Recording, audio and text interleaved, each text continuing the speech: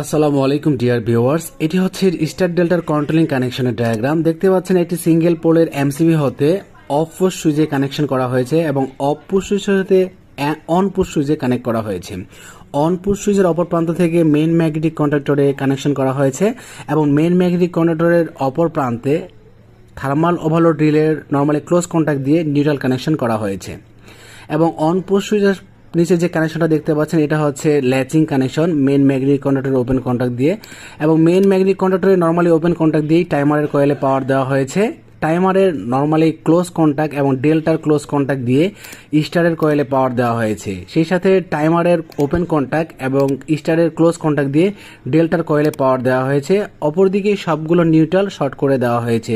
এটাই হচ্ছে স্টার ডেল্টার কন্ট্রোলিং কানেকশন ডায়াগ্রাম। ভালো থাকবেন, সুস্থ থাকবেন, দেখা হবে অন্য কোনো ভিডিওতে। আসসালামু আলাইকুম আ রহমতুল্লাহি ওয়া বারাকাতুহু।